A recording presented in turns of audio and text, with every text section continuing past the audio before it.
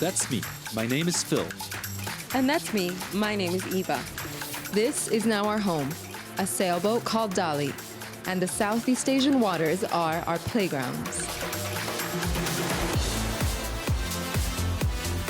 We both quit the corporate world to follow our dreams of living on a sailboat. During the first few years, we discovered the spectacular coasts of Malaysia, Thailand, and India.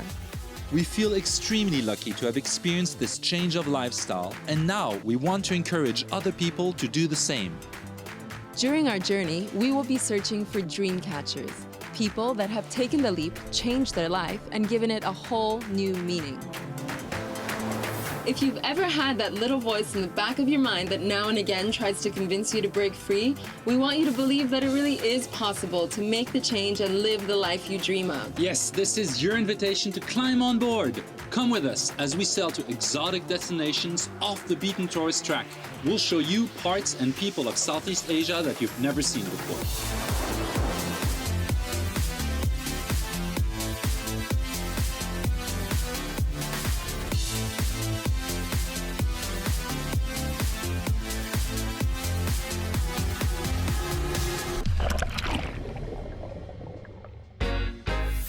Last week on Dreamcatchers, we leave the busy city of Padang and sail to the Mentawai Island group to meet Phil's friend Diego. He moved to Siberut Island 7 years ago with a dream to start up his own surf camp. My goal was to make a surf camp, but maybe I didn't realize what I really wanted was to have a place to go surfing for myself, and that I could go surfing with my son and my friends. While watching the best surf we've ever seen at one of the most famous breaks in the world, we meet Travis, a pro surfer that tells us about the relentless pursuit of his dreams. The day I jumped on the plane, I remember and bought a one-way ticket to Ireland, and all I knew is when I got there, I knew one guy that would get me a job at a surf school, and I actually started, in a way, doubt myself. Now I'm sitting here, it's probably the best thing I've ever done, you know. This week on Dreamcatchers, morale is low on Dali, and Eva has her first breakdown of the trip. I really miss my family and I really miss my friends. On the way to the curious city of Bengkulu, the trouble continues as our engine breaks down. It's doing the same thing! We fixed it a year ago! Same problem! Dali has to fight its way against the strong winds and big waves until we take shelter in a spectacular wildlife sanctuary. We discovered Tambling Wildlife Nature Conservation guided by Maria, a true nature lover and our youngest dream catcher yet. As long as I see the natures, I will be okay. She introduces us to the Sumatran tigers. We continue sailing to the southernmost island of the Mentawai Island group, Pulau Sanding. We've been told about this jewel and its lagoons, forever protected by colorful reef and without a single soul living there. Approaching Pulau Sanding is complicated and dangerous. We try to find a little opening in the reef deep enough for Dali to enter the lagoon. We can only use our eyes for guidance and keep praying for the clouds to part so that the sun can light up the coral and we can find our way around it. We make it through and are rewarded with one of the most striking tropical islands we've ever seen. There's no one around and not even a fishing boat in sight. We're finally alone. Pulau Sanding is like a mirage with streaks of turquoise water glimmering under the sun. The soft white sandy shore blends into the water and a gentle breeze makes the whole island quiver. But all is not as perfect as it seems. So we finally made it to Pulau Sanding. Pulau Sanding is the last of the Mentawai Islands, all the way down south of the Mentawais. It's absolutely gorgeous. What a beautiful place, what a beautiful place. We're so happy to be here. Finally find a spot with nobody living here as well, which is pretty cool. All alone. But as usual, like all the other islands of the Mentawais and the one up north of the west coast of Sumatra, we get attacked on the beach. Before it was sandflies, so mosquitoes. hard. And this time horseflies, the new friends. Yeah, now we're getting stung repeatedly and we're just gonna end up being chased back to the dinghy and back on the boat where we're safe. I mean, been really we had hard. some rewarding moments, but I'm happy to move on, I have to say. Yeah, and it's just super frustrating when we finally come to a place like this that's just like, honestly, it's paradise on earth. And you know, we just have to accept that we can't stay. We really can't stay. I don't know if they can sense our... You have one on your neck! Oh my God. Luckily, Eva manages to find a way to somewhat enjoy the beach.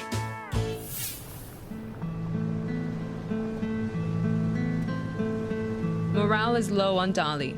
Our communications are down and we can't get any weather information or communicate with our families. The hardships of the trip begin to weigh down on Eva. It's been a really frustrating couple days. We really tried hard to get our communications working, but it's just like one frustration after another. And we're in a nice place and everything, but it's still really uncharted for us. And every time we move, it's challenging. And sometimes just kind of wish it could be a little bit easier. I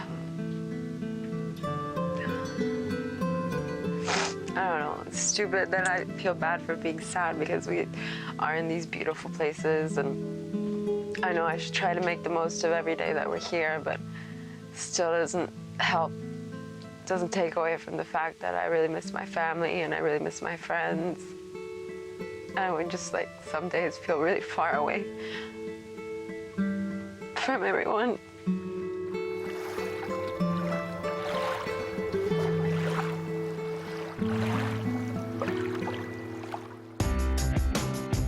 We decide to leave Pulau Sanding earlier than planned and head to the nearest city where we can call home.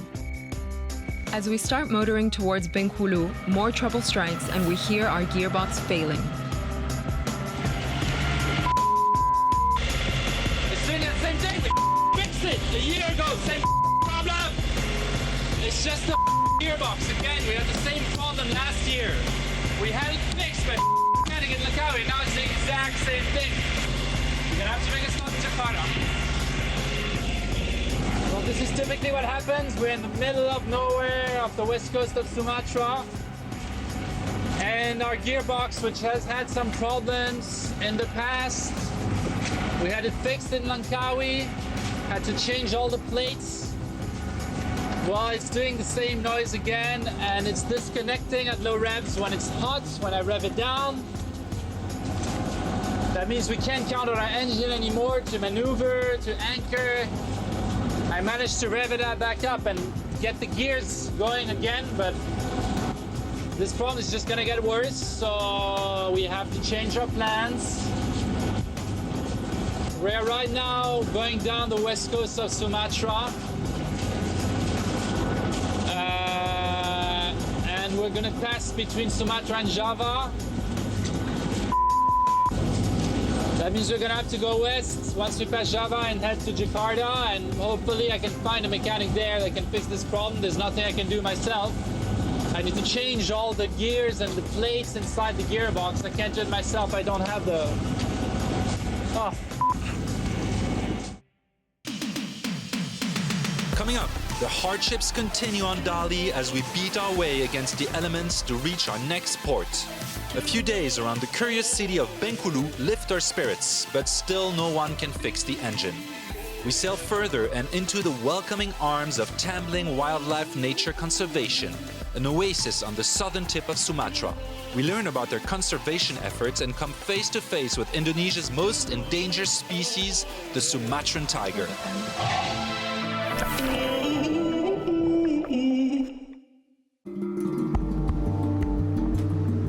We cannot rely on our engine anymore, but luckily we can rely on our sails. Unfortunately, our destination happens to be exactly where the wind is coming from, so we have to zigzag our way upwind. This means a lot of extra maneuvering, and the boat is constantly tilted on its side and keeps hitting the waves head on. Hello. It's healing time on Dali. We have 100 miles to get to Bengkulu. We're sailing upwind, and this is what it looks like. Let me show you guys. Oh, that works. I think you get an idea.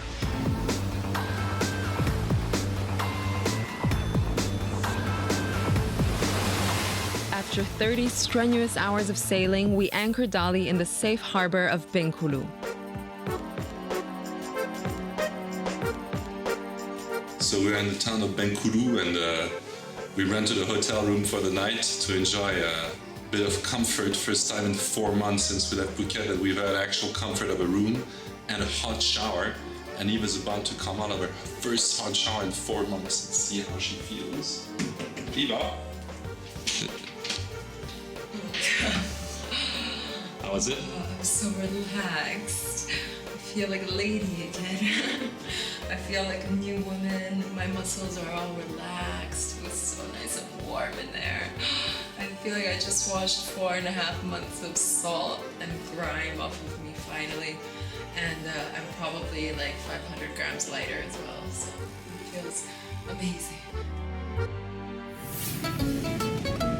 Clean and well rested, we rent a motorbike to discover the colorful seaside city of Bengkulu. Bengkulu is a nice, quiet provincial capital. The residents are laid back and the city is very clean, bordered by a beautiful, long, wide beach. There's a striking contrast between the sleepy coastline and the busy city center. So Bengkulu really is a very interesting town. It's got a very relaxed vibe and at the same time a very strange vibe.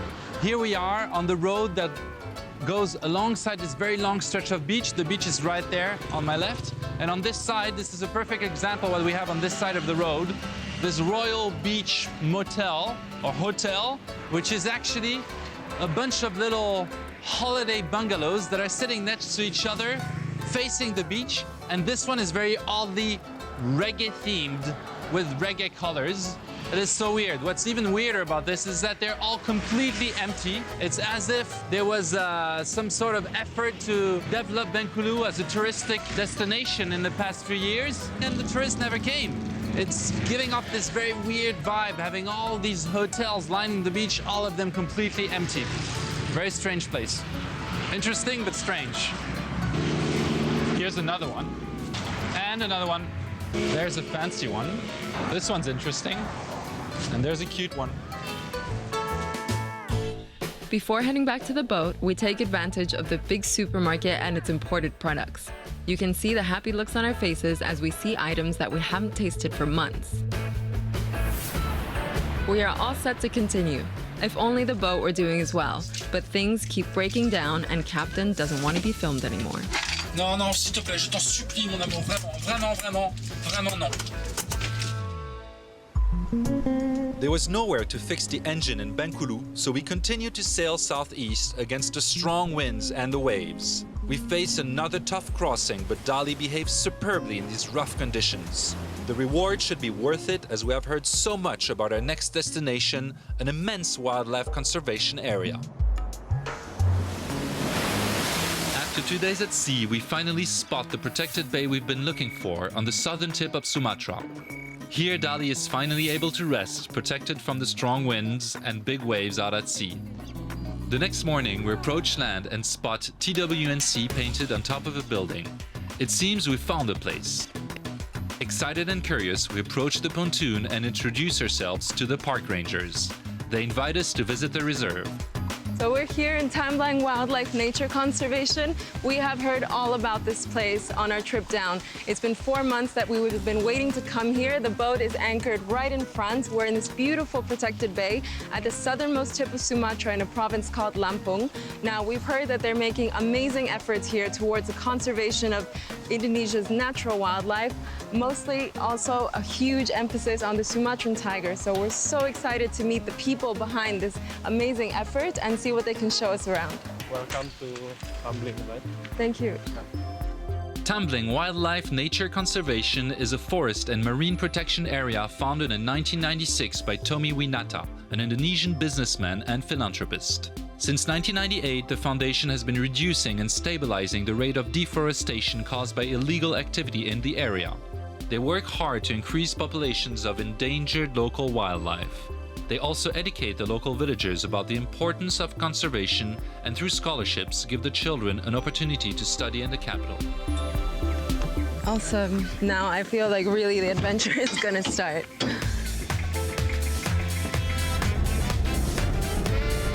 Smells so good here. The air is full of these amazing aromas. I smell flowers, I can smell the trees, I can smell the earth.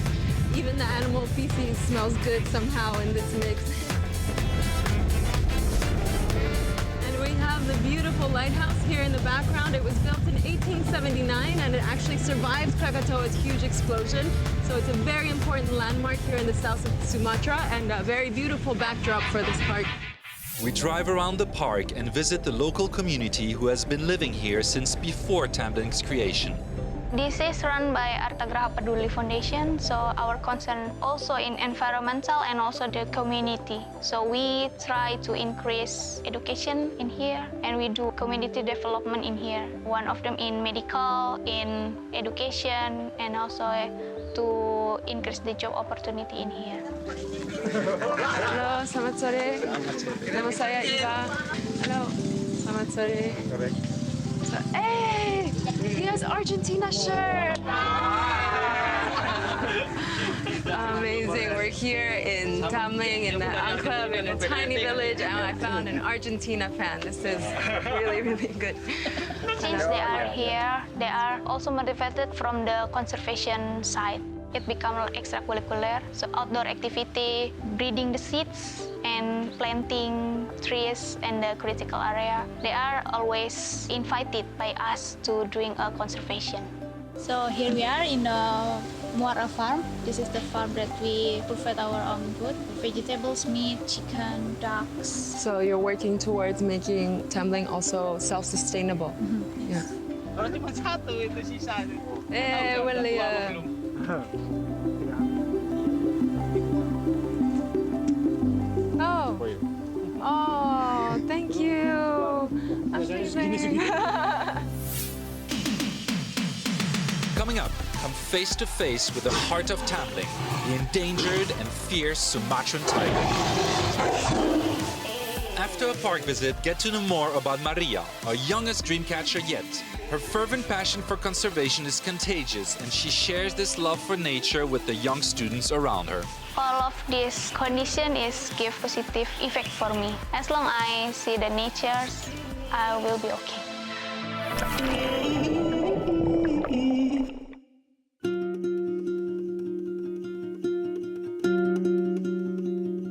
After visiting the village and the farm, it's finally time to see the tigers.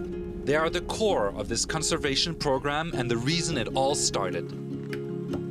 Wow, I've never seen this before. It's extremely interesting, a little bit creepy. It's really the root of the tree is coming out, and we really would say there's 2 or 3 children here. You have a story about this tree, or?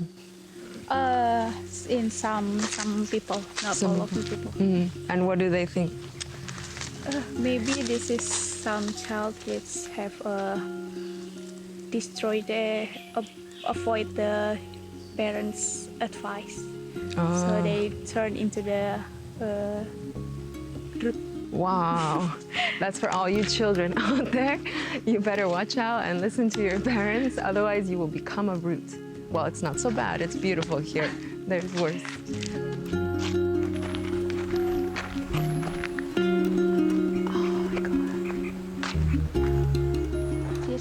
She is from Bengkulu. She was found in the village and stay in the old woman house. Oh. And people take care when she has come. And then she traveled from Bengkulu here. Here. Yeah. Some tigers in Sumatra have a conflict with the humans. Few tigers that rehabilitated in here is from the conflict area in Sumatra. We have identified 31 individual tigers, and in rehabilitation center we have 8 tigers. We have conduct 3 tiger release. First in 2008, second is 2010, and the third release in 2015. So until now we have released 5 tigers.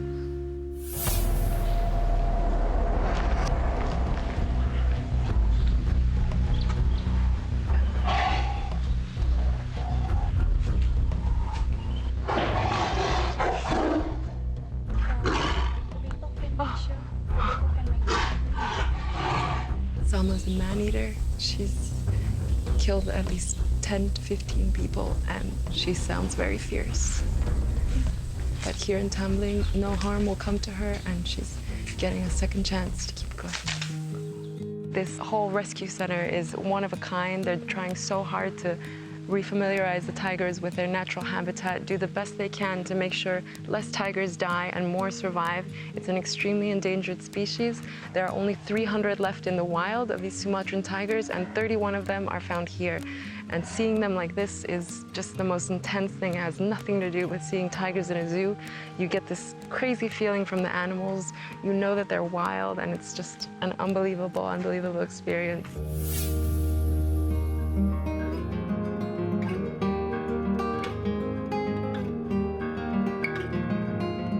In the days that we have spent discovering this wonderful nature reserve, we can't help but be in awe of the dedicated team that runs it. Among them, our guide and new friend Maria stands out for her passion and her devotion to conservation work. We realize that we've been in the presence of a dream catcher all along. Maria left her family and the comfort of a big city at a young age to pursue her dream. I think it's scary to go out from my comfort zone because this is something new I have to learn. I try to make adaptation to the condition with friends, with the people around me, and also I have support from my family. And if they are give a big support for me, is the biggest strength. All of this condition is give positive effect for me. As long I see the natures, I will be okay. Just don't worry, don't too much think because you can control everything. This is wise advice from young Maria, advice that she passes on to the young students from the local village that have had the chance of participating in the scholarship program offered by Artagraha Peduli. So this is one of the Artagraha Peduli Foundation program in education program. So we provide a scholarship to students who wants to get a higher education. Now this is the high school students who study in the capital city in Bogor near Jakarta, and they are on the 3rd grade. Jadi kalian pertama kali sekolah keluar dari desa ke kota besar itu apa perasaannya? Takut atau sedih atau gimana? Pertama sih ada rasa takutnya, tapi ya rasa sedih, tapi dibalik semua itu pasti ada hikmahnya. Apa alasan kalian untuk ikut program beasiswa ini? Mungkin karena ingin membangun desa atau tumbling village conservation and pemekahan dan membahagiakan kedua orang tua dan keluarga. Mungkin. Setelah itu kan kita pengen terwujud juga cita-cita kita gitu. Selain kita membahagiakan kedua orang tua, kita ingin tercapai cita-cita kita. Do they have any advice for other children or other kids their age all over the world who may be scared to leave their village, scared to leave their hometown? Do they have any advice for them? Untuk teman-teman tetap semangat dan ada kemauan. Percuma semangat tapi nggak ada kemauan itu tidak bisa. Kalau saya, yang pertama harus semangat, kedua harus berjuang dan harus selalu berusaha. Thank you so much. Terima kasih banyak. Terima kasih banyak. As the sun sets on Tambling, we're invited to climb up the lighthouse, a landmark that we've been admiring for days. I have not had my latest tetanus shot, and this is rustier than most boats. Oh, wow. Oh, oh, that is breathtaking, incredibly beautiful. You really see the edge of the whole park that's facing the coast, and I have never seen the waves from up here. It's stunning. Standing here, it's hard to describe the feeling, the magnitude, and the incredible beauty and power of nature that we can see everywhere. Now, it's a perfect ending to our incredible few days here in Tambling. We count ourselves so lucky to have been able to witness the conservation efforts made here, both on land and at sea. It's an incredible feeling to be here, taking in all of this beauty and know that it's in the safe hands of Tambling Wildlife Nature Conservation. Yeah, happy thought. Next week on Dreamcatchers, the last leg of our journey begins. Climb up the active Krakatau volcano, the most magnificent place where we have ever anchored. The contrast with Jakarta leaves us in shock as we face this sprawling city where our engine is finally repaired. In the last weeks of sailing, we have a chance to reflect on the life-changing experiences of our voyage and on a personal journey towards becoming dream catchers. The 7 months have been incredible. Such a steep learning curve. To know that it's possible to change, and to know that it's possible to live differently, and to know that it's possible to be happy in doing so.